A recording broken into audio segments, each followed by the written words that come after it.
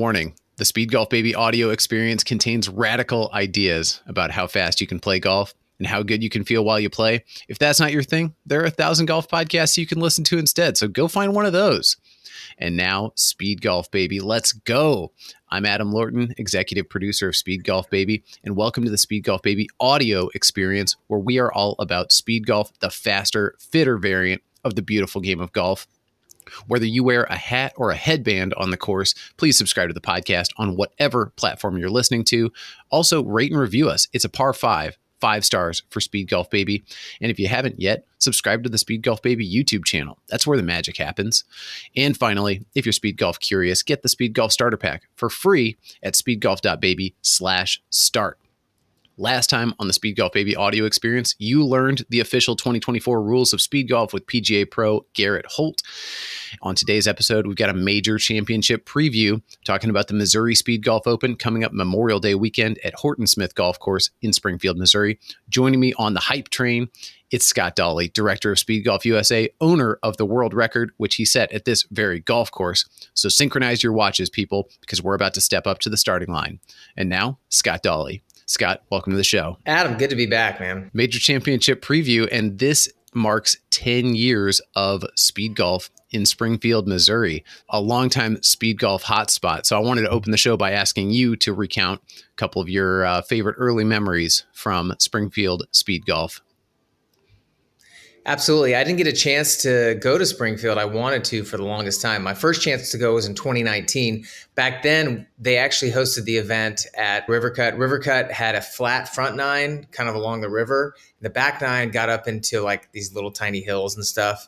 Great golf course. I just remember the community aspect of it. Finishing up on the 18th and a lot of the people in Springfield I'd never met before. Now, of course, we're all friends. They come out every year. I've seen them for 5-6 years in a row. But back then, it was just great to be welcomed into this local speed golf community there in Springfield. That was great. Then, of course, we hopped over to Horton Smith in 2020. That was the year when I played some really, really good speed golf, and I felt like I lipped out 5 or 6 putts. There's a video that Nick Evans did, Pink Streak Speed Golf. It was the 2020 front nine and back nine. And actually, I believe that was the first fully recorded speed golf round, kind of a preemptive of Speed Golf Baby. But I think that was the first fully recorded speed golf round. And I mentioned at the end of that round, I think I shot 72 or something like that. And I said, man, I know this sounds crazy, but I could have shot 66 today.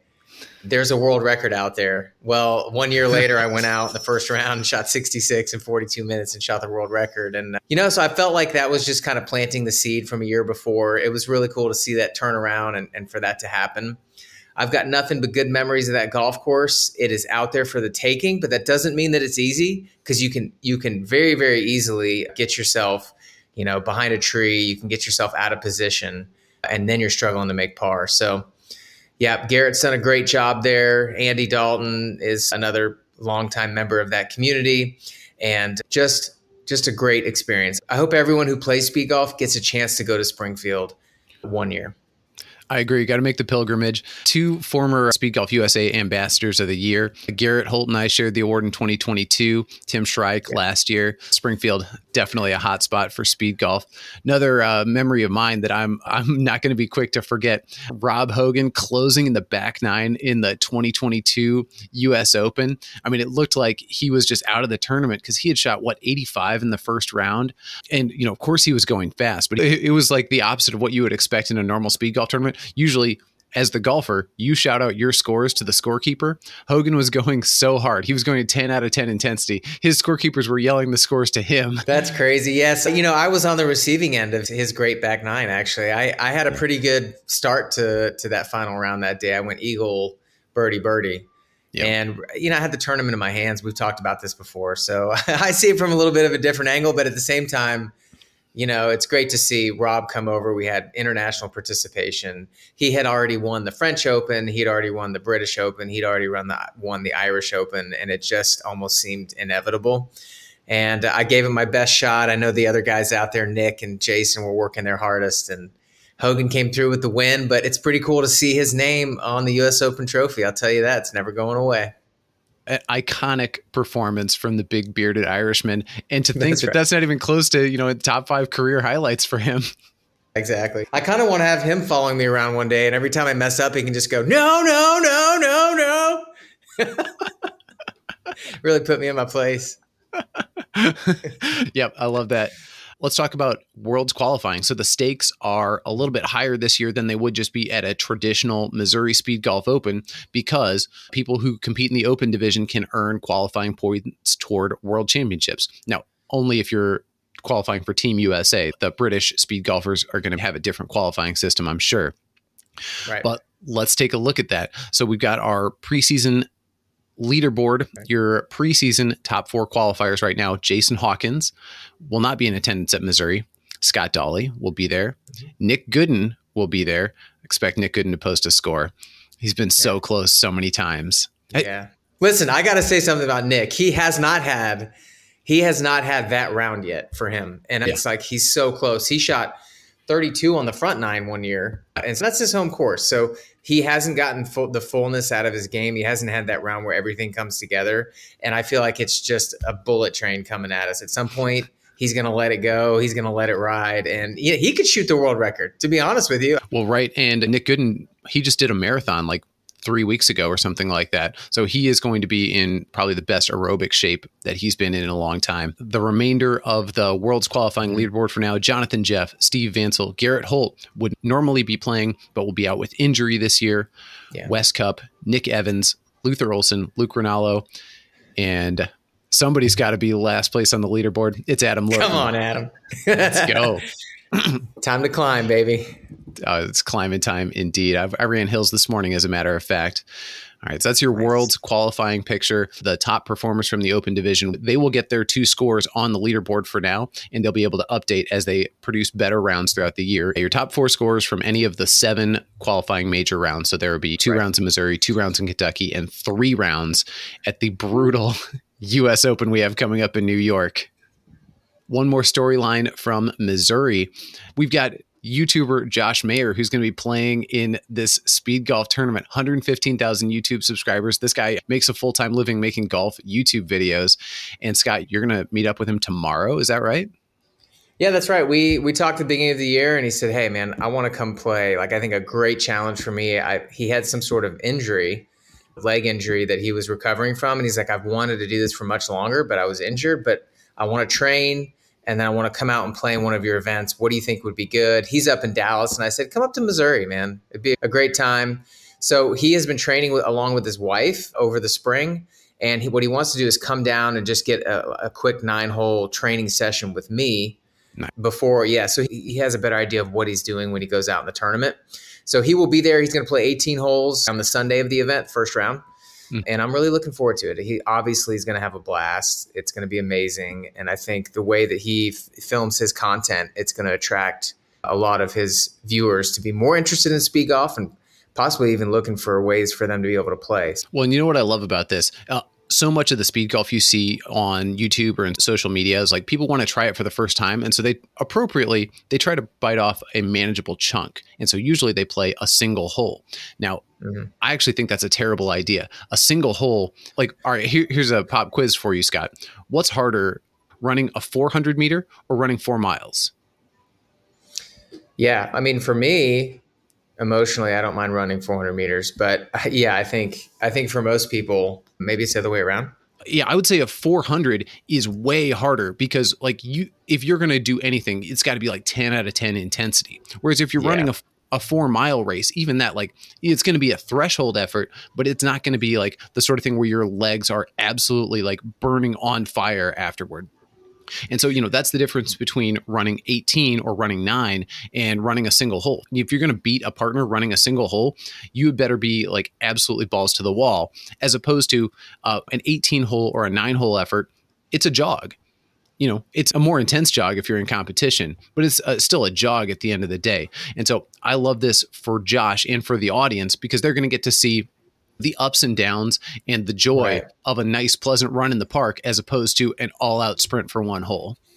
Oh, yeah. That's definitely a common misconception for people who have never seen speed golf is they just get a picture of Usain Bolt in their head or they've watched, good play one hole of speed golf and it's an all out sprint. Makes sense. It's just one hole.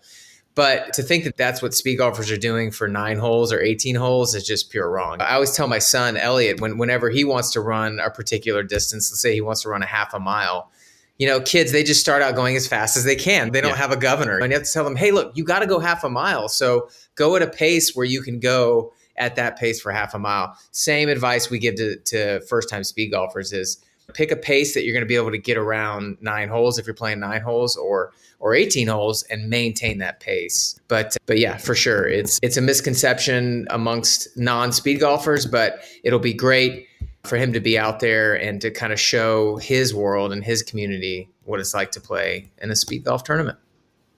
Absolutely. Now we're going to do an abbreviated golf course preview here. I don't think it's necessary to preview all 18 holes of Horton Smith. Like you said, Scott, the golf course is pretty straightforward. What you see is what you get. Hitting fairways and greens is definitely the way to score. But we picked out a few featured holes where there may be some decisions you need to make off the tee or heading into the green, or just that are pivotal holes in your speed golf performance. I want to start with the very first hole, hole number 1, a pretty gettable par 5, although fairway bunker on the left side, right in the landing area. How do you think about playing the first hole at Horton? I've been in that bunker too often, I will tell you that. And so I've played there 6 times and I've been in the bunker, I think half, 2 or 3 times. So that's going to take away the advantage of being able to make eagle or birdie on that hole. In my opinion, 5 is a bogey on that hole. It plays as a par 5 and that's great. It can give you a really good mental boost on the first hole. If you play a smart drive to the right of the bunker, you've got something like 8 or 9 iron in, anywhere, depending on how you hit your driver, anywhere between 160 and 140 in, and it's a par 5. So you've got to take advantage of the first hole. And that's what's so important there. Small, tiny green. It's still the original green from back when they built it. So it's just a tiny little round green. I love it. And it's got some undulation. You remember that chip in I had that one year from behind the green? I mean, I landed my chip at the back of the green and it rolled 25 feet, nice and slowly. It took a long time to get there. So there's quite a bit of undulation from back to front, which is good, but definitely a hole that you want to start out with a 3 or a 4. Yeah, 3 would be nice. I agree with you. So you can play the drive to the right. There's room to the right, but you're going to end up potentially in some long rough. And if you're in that long rough, you're not going to be able to hold the green. So you got to be thinking about, like, I'm flying this maybe 15 yards short, depending on what club I'm hitting. Something to put in the old mental calculator there. The green is fast. Green is extremely small. And putting from the back of the green, not your favorite place to putt from. Yeah. All right, let's skip ahead to hole number 7. Hole number 7 is a short uphill par 4 with a very tight driving area. Trees and OB on the left, and there's a stand of trees on the right side about in the driver landing area. So, I mean, this is a place where you could go 7 iron potentially. How do you think about playing the 7th? Again, another very small green and even more pitched than the first green. Yeah, definitely the tightest hole out there. It's like a little runway strip, with 2 tall stands of trees on either side. So, and you're getting into that part of the round where you're starting to breathe heavy. You're settling into the round, your heart rate's up at max. So you've really got to hone in there. I've tried several different ways. Of course, I've tried driver and I've hit it left a couple of times. I've hit hybrid right down the middle of the fairway, and I've also hit hybrid a little bit right. And the worst score I've ever made is when I hit it right, because there's trees right in front of you. And then I hit the tree and then I hit the tree again. You just have to make sure that you're in the fairway. Like you said, it might be this year, I may actually take something like a 6 iron and just make sure that I'm in the middle of the fairway, even if I'm hitting a punch 8 iron in, or even if I'm hitting a really hard wedge in, something like that. You've got to find the fairway. That's the biggest thing. Now, the green up on 7 is very similar to the green on 1. I believe it's the original green. It's very small, round, perfectly round. It doesn't have as much undulation. So depending on where they put the flag, if you aim for the middle of that green, if you aim for the middle of one green, you're not going to have more than 15 feet for birdie. So that's a great strategy for you. Hit the middle of the green, hit the middle of the fairway, hit the middle of the green, try to make your birdie putt. Yep. Yeah, I think in my practice round, I'm going to attempt the low screaming cut off the tee and see where that gets me. It's a good safe play, yeah. Well, well, with your golf game, it is. Yeah. We're going to fast forward now. You didn't mention this in the preview, but I want to talk about hole number 8, because hole number 8 gives a lot of golfers fits. It's a wide green, but not at all deep. So the carry distance must be precise, especially because there are 2 front bunkers that you have to carry, and maybe a 25-yard window between them. So not a lot of opportunity for error. Yeah, that's right. And again, it's going to be a little bit different for everybody because of which mid iron people take. You know, I've taken a 7-iron out there before. I've taken an 8-iron. I've taken a 9-iron. I've played with all 3 different clubs at this golf course. So it presents a little bit of a different challenge. There may be people that don't bring enough club on that hole, so they really are looking to land it short of the hole in between those 2 bunkers, and then you've got a nice little chip up there. But you've got to avoid the bunkers, in my opinion. And I know this just sounds boring, but honestly, you know, right in between the bunkers, middle of the green, you will not have more than 15 feet. It is a wider green, but all of the years I've seen it, they put the flag in like one of 2 positions or 2 or 3 positions that are somewhat close to the middle of the green. That's hole 8. Hole number 9 is a downhill par 5, again in maybe the 460 range. And before, there was a gigantic tree on the right side, right where you want your approach shot to go through. If you miss the fairway a little bit to the right, that tree is now gone. And so, I mean, it is bombs away on hole 9, correct? Yeah, 9 runs opposite hole 1. There's maybe 60 or 70 yards between them of just tall grass. And there used to be this massive tree, almost like the Eisenhower tree on 17 at Augusta, you know, which is now gone. And it's kind of a mirror image of that. So this big tree is gone now, and that's where the tee boxes would line you up every year.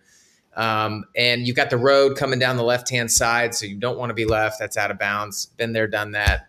But yeah, this is going to be great because you can essentially tee your ball up. You know, you're aiming right down the tee line, and you can give it a big rip, and you've got, 40 yards on either side. So this is one you've got to take advantage on. While we're on hole 9, I want to talk about the approach shot. If you hit a great drive, the approach shot is straightforward. But if you're out of position a little bit, there's some interesting stuff at play there, because if you play your approach to miss on the left side, then you've got a more level chip, but there's more trouble on the left because you bring the road, the out of bounds, and there's like a ditch over there by the road that all comes into play if you're missing left. If you miss right of the green, then you might have to like go up to a tabletop green where you can't see the surface on your third shot there. So how do you think about that approach? Yeah, I still feel I'd always rather be hitting up to a green than to try and be chipping, where it's running away from you. So I always favor the right side. I'm okay being in the rough there. My goal is to hit the green. If I don't, then my goal is to miss the green just off to the right. And then I've got a nice little chip up that hill.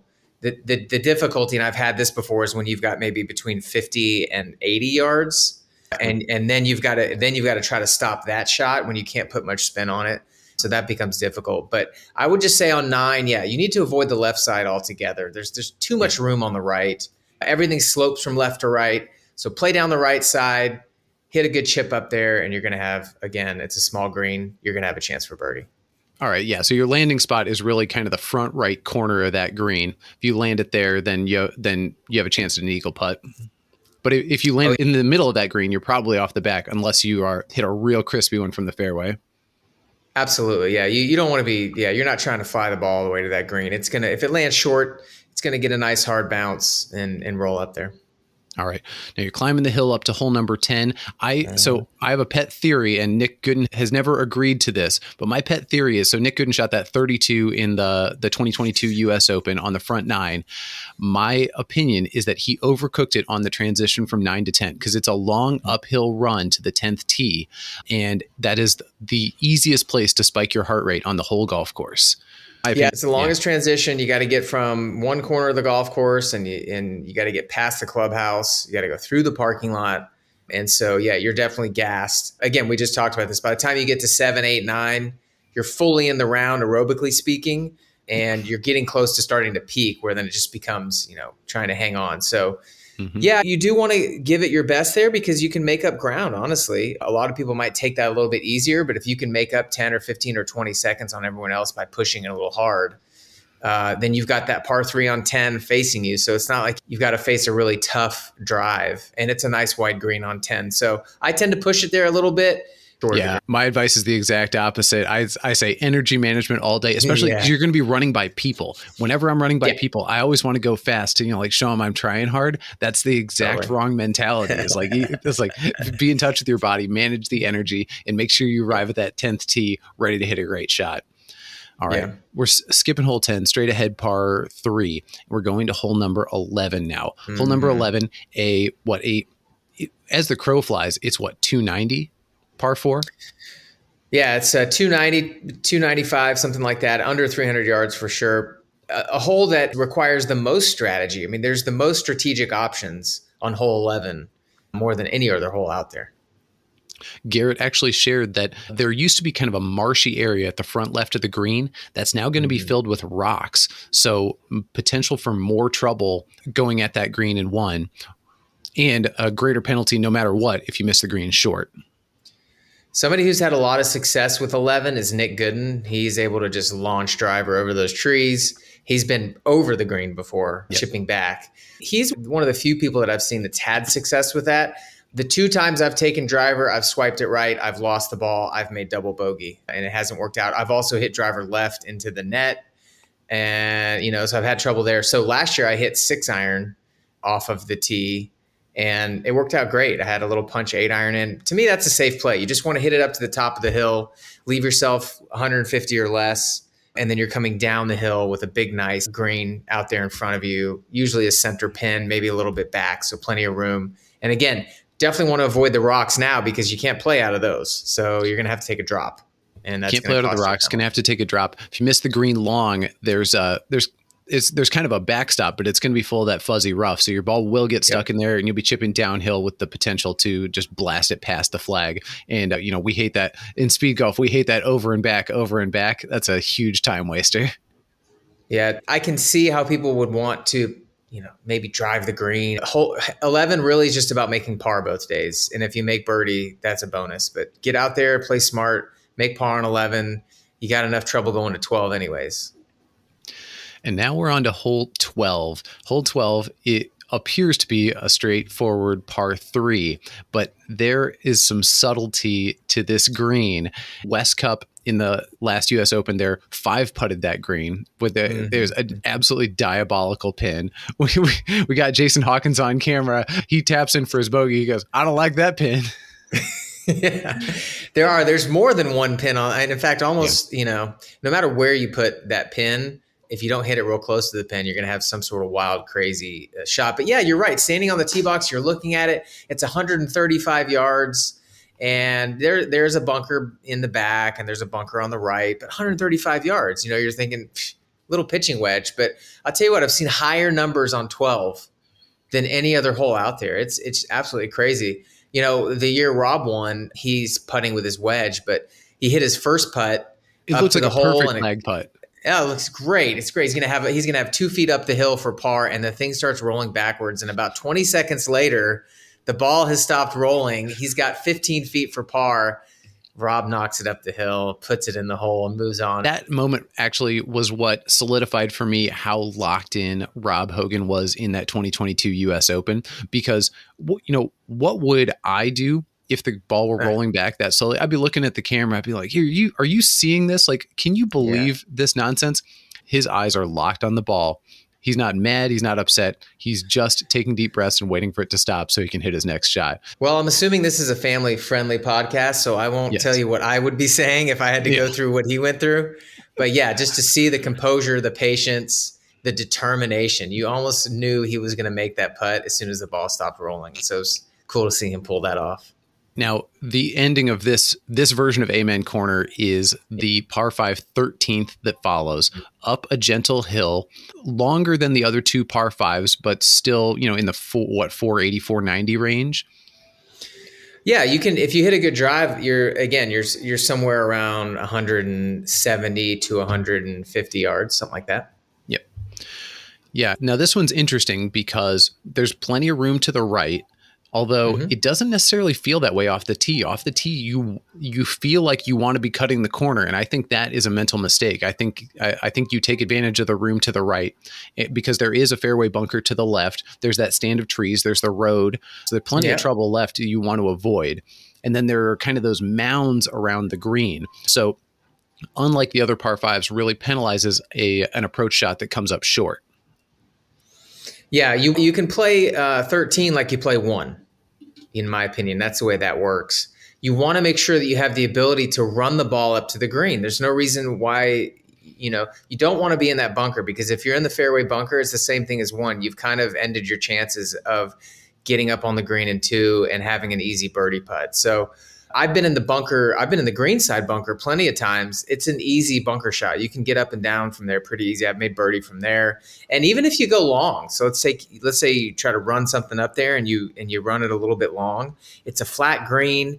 There's just really no trouble around the green. And so that's the number one thing, is avoid the bunker on the left and just give yourself something up around the green. Give yourself a chip for eagle. Try to get up and down. If you hit the green, obviously great. But this is really your last chance at making an easy birdie on a par 5. The rest of the round is just marching back and forth as you head back to the clubhouse. A bunch of par 4s in a row. Yeah, 5 par 4s in a row to close it out. And the only subtlety I would note here is that on each of those par 4s, the landing area is outside of your view from the tee. And so one thing I've gotten caught on is I hit a drive and I'm like, hey, that's good enough. Definitely findable. They were not always findable because I wasn't watching carefully to see the exact line my ball came down. So if I'm giving you one piece of advice on the final 5 holes of Horton Smith, keep a close eye on the line your ball takes on the drive so you can find it. Yeah, and when you're in the practice round, also make sure you get a good idea of how far out your ball is going to be, because you can find the line, but like on 16 before, I've bombed drives out there just a little bit down the right side of the fairway, and it's got a little bit of a canter to the right, and it'll go out into the rough. And I've spent, again, 20, 30 seconds looking for a smashed drive, and I've never found it. So I think it's because I wasn't looking far enough out, but. Yeah, those last 5, it's a march. You got to try to hit the fairway. Definitely keep your eyes open for it if you're in the rough, because that rough can be thick, and hopefully you've got a good scorekeeper with you. Absolutely. All right, that concludes the golf course preview. Now, Scott, before we go, I'm going to say Baba Booey. Got a couple of unsolicited comments from the gallery. I had a comment from a guy named Lee Stoneman. Lee says the final hole rule, that is our addition of finish lines, is ridiculous. Why, in a game where every second counts, would you not make the finish just when the ball hits the cup? Hey, that's a great question. And we've actually done both ways. We normally in Missouri, we have finished when the ball is holed. However, because of this format, we really want to emphasize the running side of the sport as well. And so it also makes for when we can have the finish line closer to the official scorekeepers, where they're standing on that line, we can make sure that we are right, not just down to the second, but I mean, the instant they cross the finish line, we've got good numbers. So we're trying to get around that a little bit more. I understand every second counts, but everyone's playing the same golf course and everyone has to finish out and run through the finish line. It's a short enough course where adding an extra 20 yards or 30 yards of running, there's still a world record out there on that golf course, in my opinion. Mine too. Publishing a lot of videos this year, I've gotten 100 variations of this comment, but every time someone sees a speed golf video, they always say, "This is how my wife wants me to play." What do you say to that, Scott? Yeah, that is how your wife wants you to play, and it's how your kids want you to play, and it's how you should want to play. And I don't mean that every single time. There is a time to go out and, be in a cart with your buddies, or like I go out and play with my dad, who's almost 80 years old. And I'm not trying to rush through that round. I want to spend as much time with my dad as I can. And so I do that. But most of us are leading busy lives. Most of us love our families, and we're not trying to escape them. We're trying to spend as much time with them as we can. And so to be able to combine things like, fitness and golf, and then not only that, but the social aspect, to get all 3 of those things in at one time early in the morning before you start your day, Man, it's really hard to argue with that. So if you're somebody who doesn't want to be around your wife and kids, then I can understand maybe speed golf isn't for you. But for everybody else, what a great alternative where you can keep your golf game alive. You can work on your health and fitness. You can do it with friends, and then you can get back to your family. Amen. And by the way, if someone's gotten this far in the episode, odds are they're probably drinking the Kool-Aid already. So I'm sure we're preaching to the choir, but you know what, choir, you're welcome. Yeah. Final question for you, Scott. For engagement bait, we posted a video saying speed golf is the hardest sport in the world. What's actually the hardest sport? Now, while you're thinking about that, I'm going to remind our listeners to follow Scott at Scott Dawley Golf. Also follow Speedgolf USA, both on Instagram. You can follow Speedgolf Baby on Instagram at speedgolf.baby or on YouTube at Speedgolf Baby. Get the Speedgolf Starter Pack if you're Speedgolf curious. That's over at speedgolf.baby/start. Oh, and buy a Q Golf Club using our referral link and put a little wind in the sails of this independent speed golf pirate ship right here. Now, Scott, what is actually the hardest sport in the world? Yeah, it's going to have to be some sort of like really super long ultra races. To me, that's just the toughest thing. You're going to be out there for 8 or 10 hours, or sometimes they're even out there for full days. So to me, that just requires the most willpower, everything from your body aerobically and physically. Interesting. You could convince me to run an ultra marathon. You could not convince me to be in an MMA fight, not for any amount of money. Yeah, that would go quickly, though. That would go pretty quickly, so I don't think it'd be too bad. I think you could get knocked out right away, and then it'd be over. Those knockouts aren't great for the old cognitive performance or longevity. All right, Speed Golf family, we got to hit the road. Thanks, as always, to producer Nico, who puts the finishing touches on these episodes. We hope you're feeling tired but satisfied after today's effort, that you're fired up about Speed Golf too, and that you're going to join us next time for the Missouri Speed Golf Open Audio Experience. Don't forget to subscribe to Speed Golf Baby on YouTube. And until next time, keep it in the short grass. Bye.